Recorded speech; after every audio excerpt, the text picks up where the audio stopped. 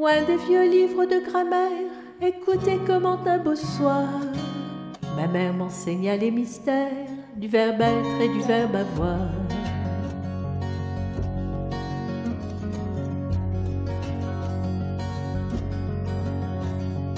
Parmi mes meilleurs auxiliaires, il est de verbes originaux. Avoir et être étaient deux frères que j'ai connus dès le berceau. Bien qu'opposés de caractère, on pouvait les croire jumeaux. Tant leur histoire est singulière, mais ces deux frères étaient rivaux. Ce qu'avoir aurait voulu être voulait toujours l'avoir. À ne vouloir ni Dieu ni maître, le verbe être s'est fait avoir. Son frère avoir était en banque et faisait un grand numéro, alors qu'être toujours en manque souffrait beaucoup dans son ego. Alors qu'être toujours en manque souffrait beaucoup dans son ego.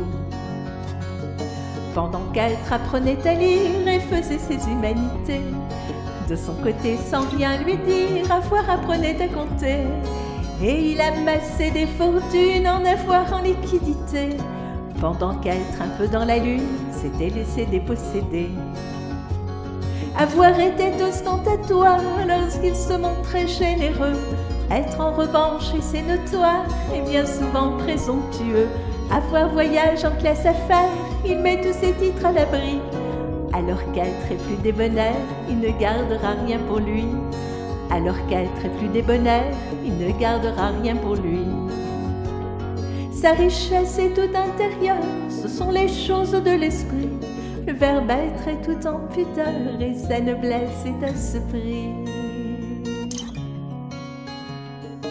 Un jour, à force de chimères, pour parvenir à un accord, entre verbes ça peut se faire, ils conjuguèrent leurs efforts.